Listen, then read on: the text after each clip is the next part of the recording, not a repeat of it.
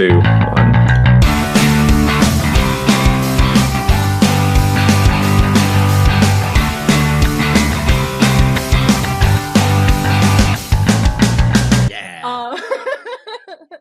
Hey everybody, welcome to another episode of On Beat Off Script. I'm Brandito, I'm joined by my co-host Mel, and we're going to be chatting about some fresh albums today. We got some good stuff on the docket for, honestly, the singles and albums. I'm kind of stoked to talk about. We got some Boards of Canada, which just dropped their first album in 13 years, which is exciting for Boards of Canada fans, and definitely a new experience for us. Mel and myself. As well as a little bit of Bleachers, because we haven't heard enough of Jack Antonoff in the last decade. So let's go through that again. As well as Sir Paul McCartney dropped an album, and I figured there can't be too much more opportunities for us to be able to cover Paul McCartney. So let's take advantage of the time that we have. But then in the singles, we got a little bit of Lola Young in there. We got some Charli xcx in there, which I'm excited to talk about, and a couple of other artists that I didn't really have a whole lot of knowledge about in the past. But before we get into it, Mel, how are you doing? How's life? How are things? I'm good. Yeah? Life is good. We've been busy working on house stuff, so I feel like that's my whole life right now. It's like renovating and painting, and we were supposed to get new carpet yesterday, but Home Depot fucked up. So fuck you, Home Depot. Yeah. But yeah, life is good. How about you? Just peachy. I've got a pile of dirt on my driveway that as soon as I finish this up, that's what I'm gonna have to go handle. It's a lot of dirt. Can't wait for that. But how about music-wise? What's been on the go for you, music? You know, not enough. I'm still stuck on Noah Khan. I almost said Noah Young because I was staring at Lola Young on my notes.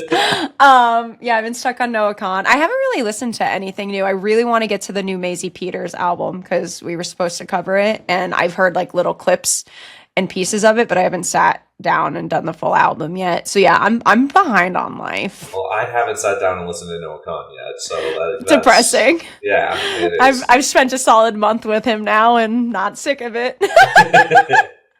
But no, I had a couple of albums. The Sophs dropped an album in, I think it was March or something like that. Listened to that, was a huge fan of that. Other than that, my CD listens have been kind of mediocre. I listened to a Deftones album, so that was kind of cool, knowing that we cover Deftones last year when they dropped that album. Why? Like we would have, but I don't know if we did. I don't think we actually did. Huh. I feel like we talked about it, like covering it, but something else must have beat it out. Yeah, I don't know what happened, which is weird to me, because it definitely deserved to be one that we talked about, especially with Bob. Bob loves the Deftones.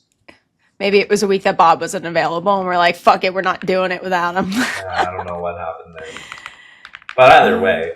But yeah, so now I'm listening to the Family Values live concert. This one was the San Jose one, and it's got like Stained, obviously, because I was obsessed with it last night.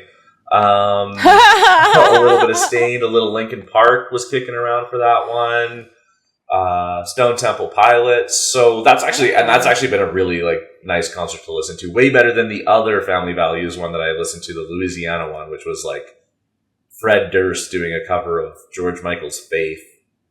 That was rough. Yeah, I don't want that. A lot of people really like it. I've seen so many people be like, I actually really like Limp Bizkit's version of Faith. I'm like, I don't. I really don't. I don't need that in my life. I think all I said was, like, when I heard it, all I said was fucking white people. Because listening to Fred Durst go like, you gotta have faith, is just insane. Something that only we could come up with. Only white people want. I'm going to say white men. I'm not asking for that. For sure. It was, that was a whole thing. But yeah, so that's been my music listening. But I strongly recommend the Soaps. I was actually going to message you about it yesterday, but then I was running out of time to be able to get everything done. So I was like, deal with it later. Well, which is right now. Today, luckily when I record this, it'll give me the reminder to listen to it. Exactly. 100%. Cool. Well, let's dive right on in. We got some track attack to Fuck go yeah, over. we do. Yeah. Let's And do first it. up, we got my girl. She's back. And it makes me so emotional that she's back. So anyway, we got From Down Here by Lola Young. So we first covered Lola on episode 10 with her single release One Thing, and again on episode 19 with her album release I'm Only Fucking Myself. As a little reminder, she's an R&B rooted vocalist and multi-instrumentalist from the UK who's been compared to the likes of Adele and Amy Winehouse. She achieved mainstream breakthrough success with her number one hit single Messy off of her second studio album This Wasn't Meant for You Anyway. That was back in 2024. Yeah. And then, last year at the All Things Go Festival in New York City, she collapsed on stage, leading to a ton of online concern and speculation. And shortly after, she canceled all of her scheduled tour dates to focus on her mental and physical health. She has now since broken the silence on the incident, which she now calls her breaking point. She's been very open about her cocaine dependency and her schizoaffective disorder. And in the height of her virality, she was struggling intensely to manage both. She mentioned in a Rolling Stone cover story published back in March that she is grateful for the collapse because it acted as a catalyst to work on herself. So she's now sober and has made her first return to the spotlight when she performed at the Grammys in February and ended up winning a Grammy for Best Pop Solo Performance for Messy. And now we have her first music release and she's been back. Yeah, let's hear how she's doing. Yeah. I'm between a rock and the hardest place. Can I make them laugh? Can I make them stay? Sitting on this sofa doesn't feel right. Somebody comes over, throwing me a line. That's not me tonight. I'm so sorry, mate. I miss the high from down here. I used to fly around here. My girl. So she's not doing great. No, she's in a transition. I've always loved how raw and vulnerable and open she is about all of this, and she like exudes that in this track so much. Like her vocals sound so raw, and it's so bittersweet because she's trying, she's doing her best. Just fucking sucks. Addiction's a beast. I also have a note.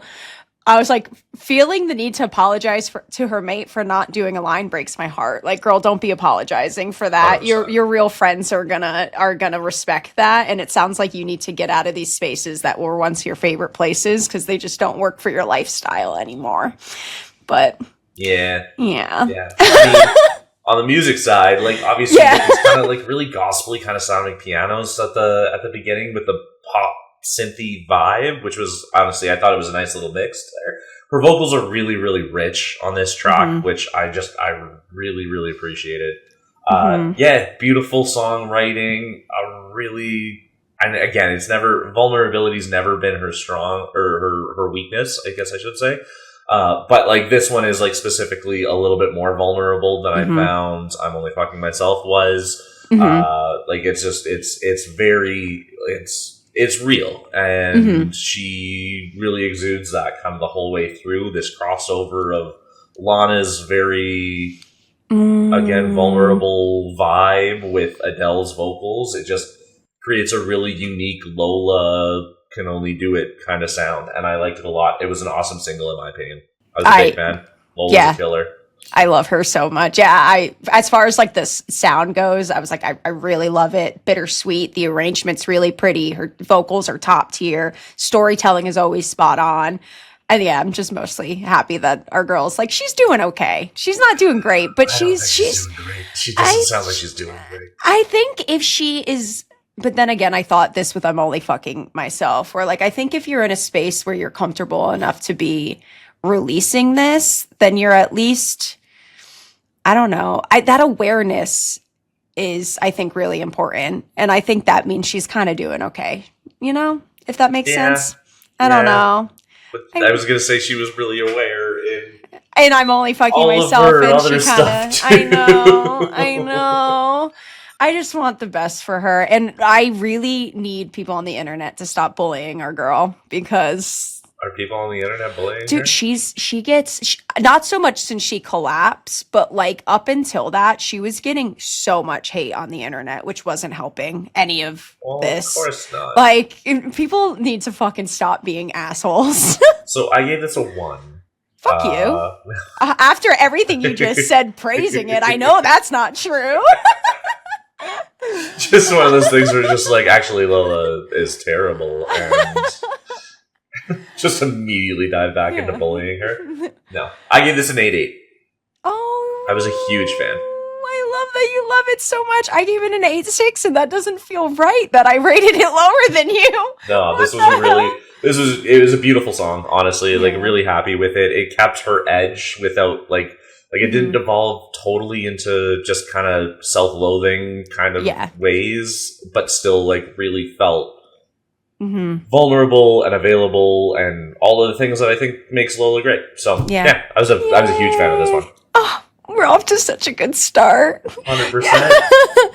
Up next is another one of our girls, Charli xcx, with SS26, or honestly, it's Spring Summer 26. Yeah. But, you know, it's spelled SS26. So anyway, we first covered Charli on episode 23 with her release of her single Chains of Love, and again on episode 26 with the release of her Wuthering Heights soundtrack. As a reminder for her, she's a British electric pop singer known for the bangers Boom Clap and Fancy and the cultural phenomenon that was Brat throughout 2024 and 2025. She recently declared that the dance floor is dead to mark her pivot from club hyperpop to a new rock-inspired sound, a claim that has had people fucking rioting on the internet. But, you know, after the drop of her single Rock Music, which was her first release that I skipped because I feel like we cover so much Charli. But it was clearly a marketing tactic to generate hype for her single. And yeah, also I just have a lot of respect for Charli for the pivot. Like, she's been very open about she's kind of like mastered the hyperpop genre and she's just trying to push her creative boundaries to something else. Like, after you release Brat, what else are you supposed to do with that? I don't know how you evolve that sound any further. So I can kind of understand that. Yeah. Yeah, I love that she's pivoting a little bit. And yeah, this is now the second single for her upcoming, but not officially announced, 8th studio album. And she's also posting on a separate account called B-Sides, a collection of tracks that didn't make the cut to the final project, but are still fucking bangers. So I also recommend checking out B-Sides. So yeah, Spring Summer 26. Let's listen. I was hacked. It got taken out of context, obviously, but I didn't do it. Even if I did, wrote a really good notes app apology.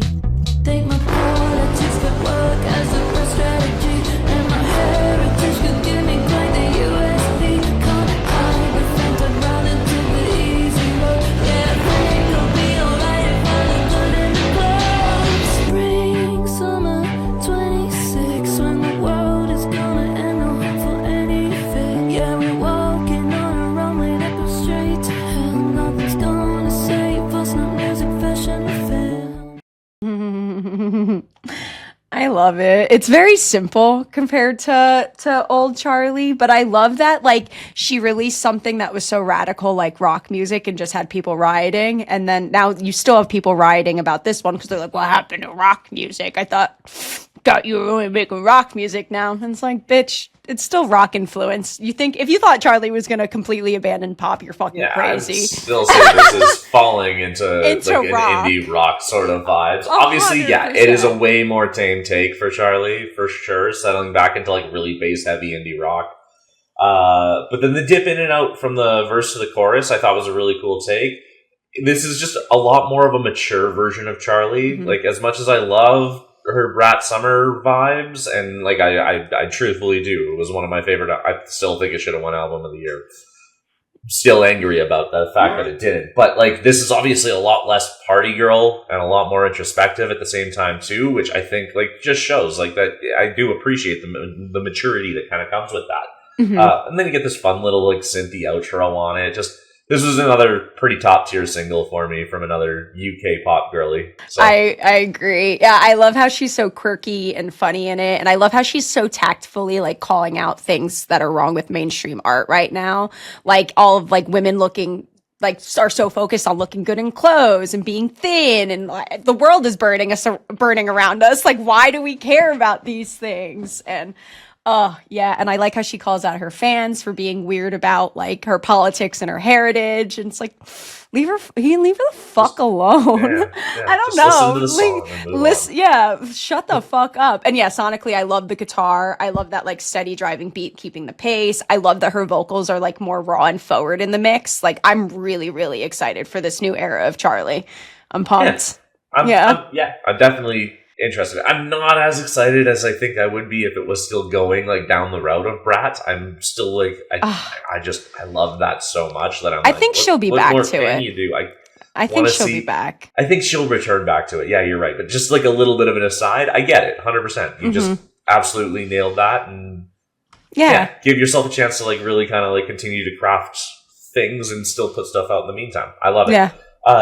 No, this was for me. It was an 8.3 on this one. Wow. Why am I consistently a little below you? I'm an 8.2. I don't know.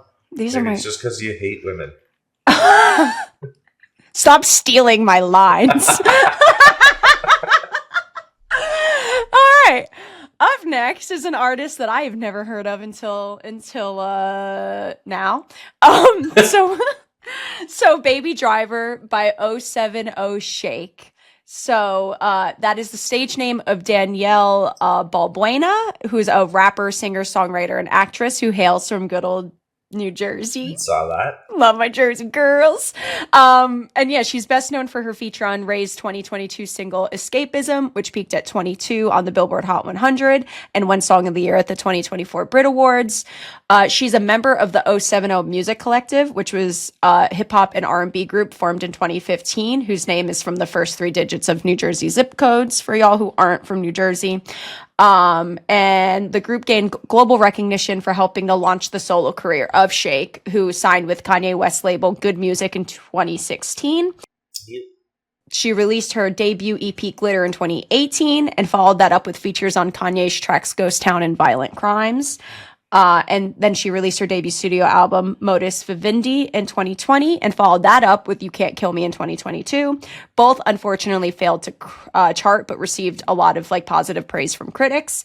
And fans are now anticipating a 4th studio album that has not been officially released. She's dropped a project every even-numbered year since 070's 2016 release, the 070 Project Chapter 1. So people are just speculating that with new music and her trends that it's coming. It's gonna be there. Yeah. So yeah, Baby Driver. Listen to Shake. The sky and the ceiling, my eyes burning red. Damned if I don't think you got another plan.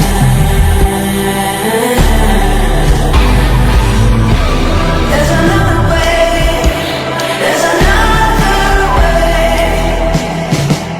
There's nothing more we could get out of here. Baby, drive, baby, drive.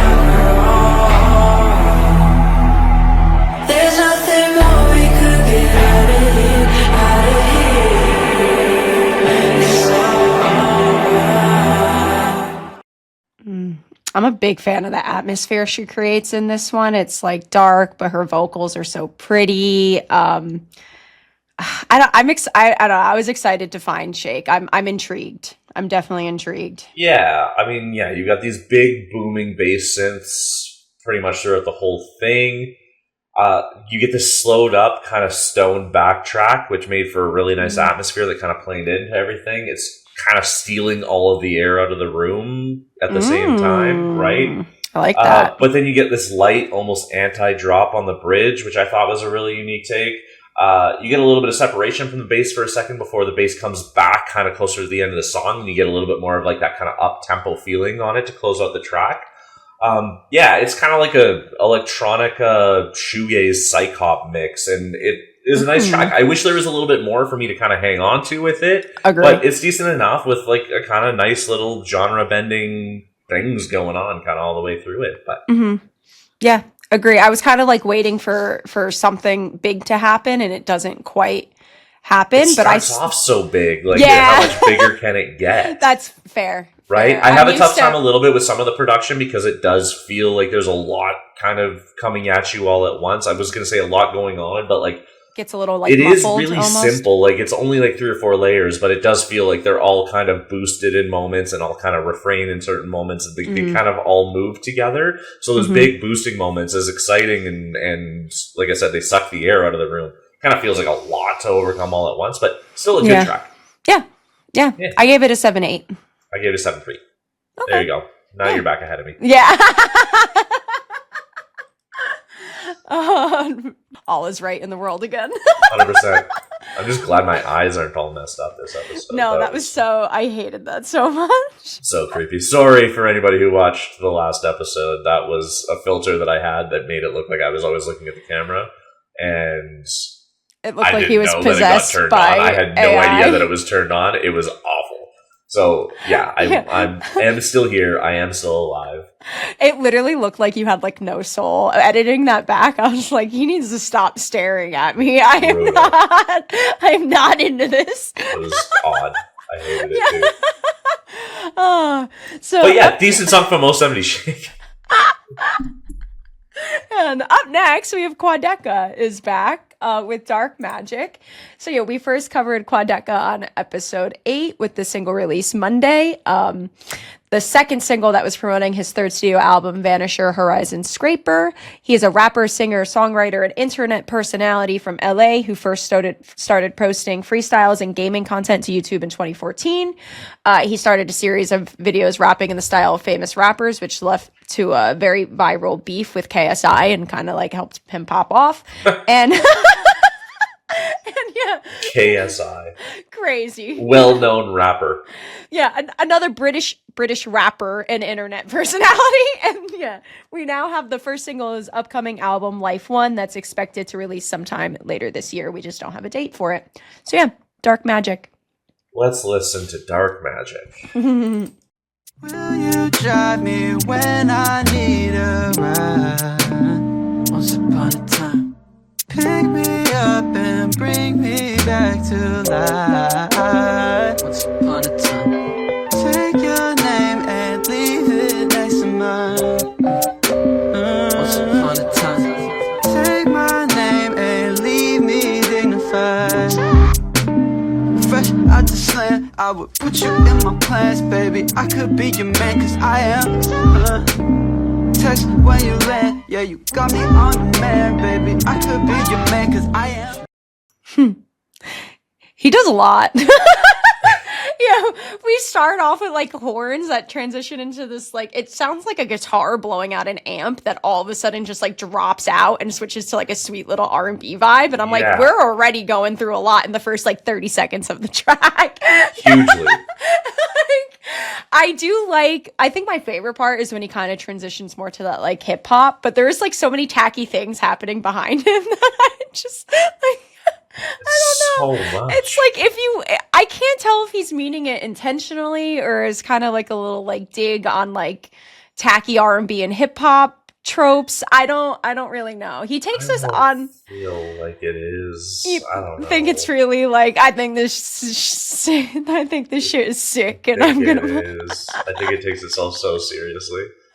That's a shame because there are parts of it I really like, and I almost understand the appeal of Quadeca, but I'm just really waiting for him to do something that impresses me because everyone loves him so much. I know. No, the opening is super attention grabbing. Like it slides into this it slides into that R&B kind of vibe with real like penetrating keys for some melody, which I was like, okay, cool. Like maybe this is gonna be like the one for me.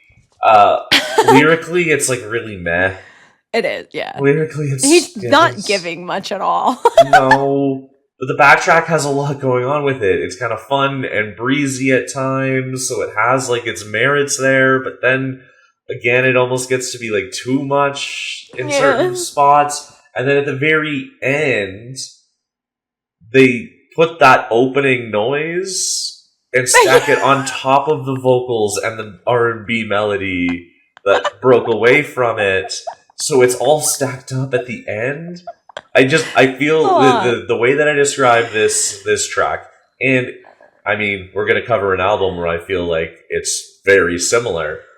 There's a lot going on with nothing to get from it. Yeah, that's perfect. Yeah, that's perfect. There's no substance. There's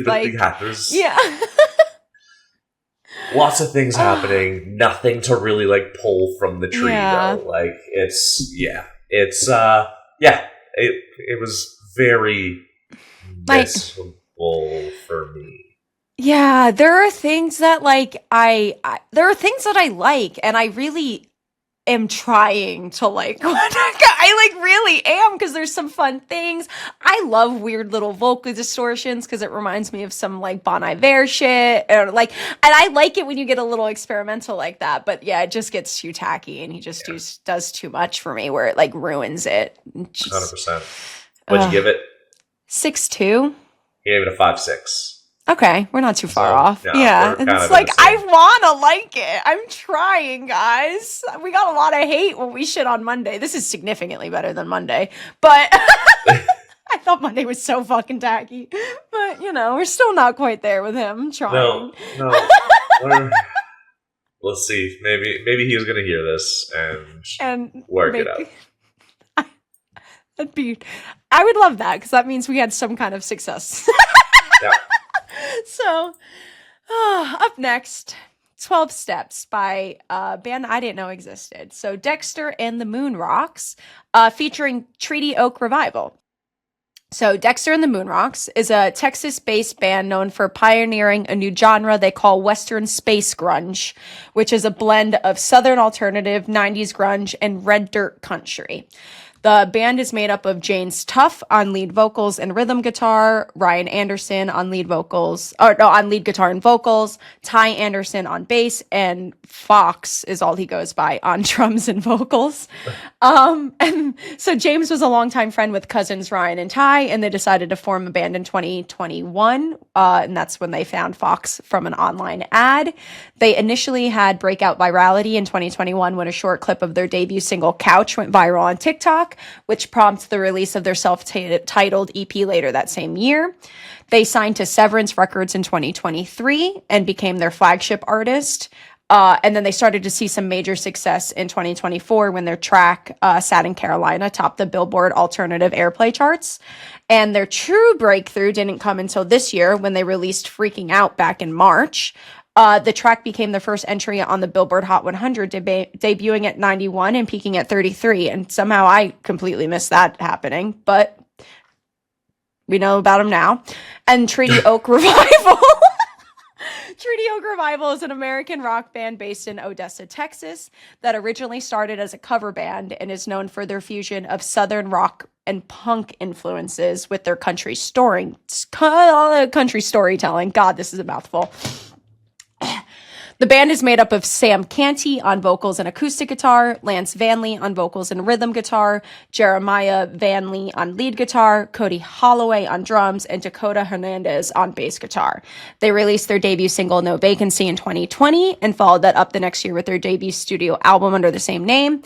Their second album, Have a Nice Day, released in 2023 and debuted at number 174 on the Billboard 200 chart.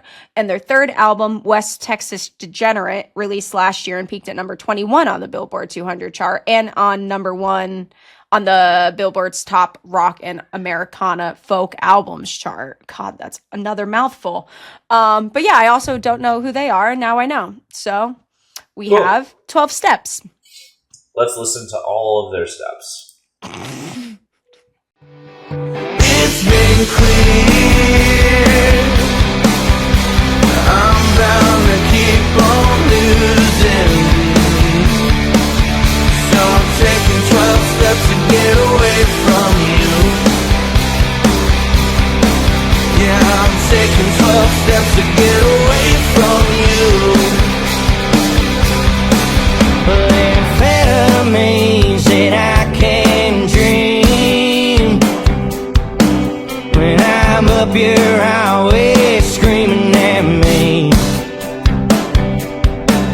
Well, how it's out, I get a new zip code. Now here I stand in the same damn road. I feel like you need to introduce Dana to them. I think Dana would really appreciate That's this most of track my a lot. notes. Yeah. That's most of my notes. I actually did know them from Couch because I enjoyed Couch a lot. Yeah, I didn't really know what to expect because I really only have the one sample to kind of go off of. But yeah, you get this kind of folky opening into this pop rocky kind of sounds, which was cool. You add in Treaty Oak Revival to get like a lot more of that twang in there. Y'alternative. Very folk rock. Yes, I wrote Y'alternative. You didn't get me to the line. It's Americana with like some real soul to it, and I can kind of get with it. It's cool. Yeah, and then I said, yeah, Y'alternative is in, guys. It's now a thing. Dana wished it into existence, and She did. I said it's a decent track, and my wife's gonna love it. So Yeah. props to that. I put, like, when it first started, I was expecting extreme tackiness, but I was, like, very pleasantly surprised. I really loved the transition to, like, the more punky instrumental. I love the alternative vocals. That fucking sold me. I love that sound so much. And yeah, I was a big fan of this narrative. Like, they kept it vague enough that the you could be specifically whatever, like, this drug or vice of choice was, or you could just be talking about a shitty person in your life. Yeah, I'm in. I liked it. It was cool. Yeah. It was good. Mm-hmm. I gave it a 7.1. I gave it 7.6. Okay. Yeah. There you go. Cute. See? Yeah. We're moving along similar paths here. Yeah. I think things are going to go well. Our trend is like, we're always in the same area-ish, but I feel like I tend to just like things a little bit more than you do. I have more Except fun for in life. apparently Lola Young and Lola Charli and xcx. which makes no sense. They're like some of my top artists. Like, what the fuck is wrong with me? And last but not least, we're fully diving into the country. Think As You Drunk by Riley Green. So Jonathan Riley Green is a country music singer and songwriter from Alabama, known for his traditional, no gimmick country storytelling featuring trucks, beers, and boots. Because those aren't country gimmicks. But anyway. I know! I literally so the no gimmick thing literally comes from his website, and I just fucking included it because that's what, like, when you Google him, that's what comes up. It's pretty much the number one gimmick in country music. I know. I'm glad you said that because I was thinking it and like, okay, this is the most contradictory sentence I've ever typed out in my life. 100%. Absolutely agree with you. Oh man. So yeah, he first got his start by performing in local bars, and in 2018 he released his breakout hit There Was This Girl, which became his first #1 hit on the Billboard Country Airplay chart. He signed to Nashville Harbor Records and Entertainment in 2019, and later that same year released his debut studio album Different Round Here. The title track featured Luke Combs, which led to some pretty good success. And yeah, he's achieved multiple ACM and CMA awards, including single, song, music video, and musical event of the year at the 2025 CMAs for his track You Look Like You Love Me. And we're now getting his 4th studio album, That's Just Me, on September 18th, and this is the lead single for it. Cool. All right. Yeehaw. Think As You Drunk. But I ain't as think as you drunk I am. Don't pay no mind to this mountain of crushed up cans. No, I can't say my CBAs, but I can sing you every song that jukebox plays. And I know I can't stand or sit, but if I was hammered could I dance like this? Might have a cold one in each hand, but I ain't as think as you drunk I am. That was a quick clip. Yeah, I wonder why. No, it's actually really okay. I have mixed feelings about this because he instantly pissed me the fuck off in the first verse. Like, actually, it's the opening line, not even the first verse. He has the line like, who the hell do you think you are? I pay the light bill in this bar, and I instantly got trauma flashbacks to when I managed a bar and was bartending. And drunks like that are my least favorite fucking people in the world. It's like, bartenders don't owe you anything. It's their legal fucking obligation to keep you safe and not overserve you when you're acting up. Stop being a fucking douchebag. So yeah, after I got past that instant trauma, Sonically, I fuck with the instrumentals. I think it's kind of fun. It's again one of those like classic country tropes of let's get fucked up, but I did put, if I tune out what he's saying though, I really fuck with instrumentals. Too bad I want to punch this privileged white country boy in the fucking face.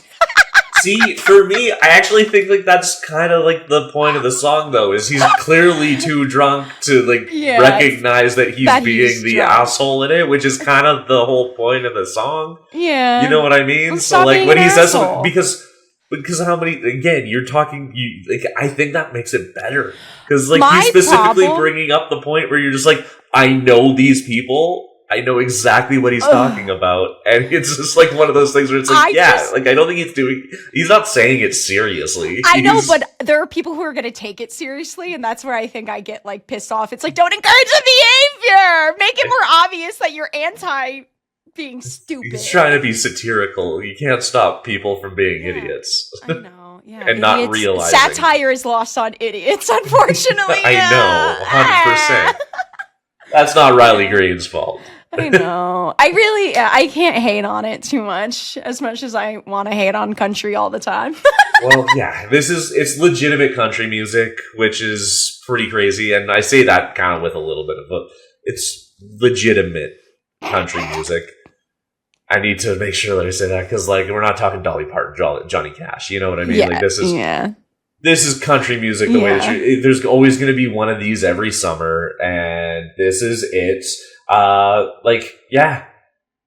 can't say I hate it. It's fun. The sun's out. It's summertime, and I will absolutely play this while I'm hanging out outside. You get a little fiddle solo in there. It's a drinking country anthem, and it's a fun one. Mm-hmm. Yeah, you get this ragtimey piano a couple of times over in it, which is like sweet. And then I got emotional at the end because they actually do play, because the song and the chord progression of the song is almost exact to I Ain't As Good As I Once Was, which Toby Keith, who passed away in 2024. So to throw him at the very end of it was like really cool. They actually use his specific vocal sample on it. So not even that I was a big Toby Keith fan, because I just told you I call it legitimate country because it has all of the things that people will call legitimate country, but I don't necessarily know if it's my country. I wasn't a huge Toby Keith fan. But it was a cool homage, because obviously Toby Keith passed away way too early, and I'd be amiss to say I haven't drank to Toby Keith. I think everybody hundreds of times in my life. Even if you don't realize you have. 100%. Like, it's Toby Keith. The Red Solo Cup by itself was an entire summer of just getting drunk to that song. Like, if you're gonna throw out a song like this that's so close and not like pay homage to the guy who created drinking country anthems, that's your problem. So the fact that he like literally just like said like this is Toby Keith's song, I'm just the one singing it. Was, honestly, in my opinion, like a really cool thing to do and way to close out the track. So yeah, it was sweet. I gave it a 7 too. I gave it an even 7. How did I rate this higher? I don't know, dude. Something's going on with you. I need to jump off a bridge, I think. Okay. I'm not okay. You're not really cool with the girlies, and you're just big on white dudes that like to get drunk. I was going to give it lower until the Toby Keith thing kicked in. The Toby Keith thing gave me like probably another like half I was going to say, point. After you explained that to me too, I also bumped mine up a little bit. But I really like the instrumentals. Like the 6'3", 6'4" category. I really like the instrumentals. It was fun. Well, yeah, no, it's fantastic. It's just so done. Standard. Yeah, fair. Right? Like, it's just, there's nothing new to it. Yeah, fair. Right? But it's still fun. Like, there's no way that you can really take that away from it. But, why am I being nice to a white man? Well, actually, it's not even necessarily just the white man perspective. It's just a man I'm surprised about. That's true. And harder. And also, by the way, it's not a big deal. You're allowed to be nice. That's coming from me. I know. And I'm mean all the time. What's weird is that you were harder on Charli and Lola than I was. That's where things get really... I agree. The script is flipping for whatever reason. I don't know. What the fuck is wrong with me? You've been spending a lot of time outside. That's what. I don't know why that has anything to do with it. I'm Maybe getting too much sun. maybe you're getting too much sun. I'm golfing too much. Oh no. Ah! Turns out. Well, guys, thanks so much for listening to the Track Attack. What'd you think? Let us know in the comments. Are we right? Are we wrong? Was there something we missed on some of these singles? I'm sure there probably was. Please, we want to hear from you. Do I need a lobotomy because I've lost the plot? I think so. Don't. I'm kidding. She needs to see a medical professional for that kind of advice. I do already. I'm medicated. Because I think the answer was yes before any of this. But anyways, please let us know in the comments. We appreciate you. Like, subscribe. But yeah, that's another Track Attack with On Beat Off Script. I'm Brandito. That's Mel. And we will catch you in a couple weeks. Mwah. 3, 2, 1.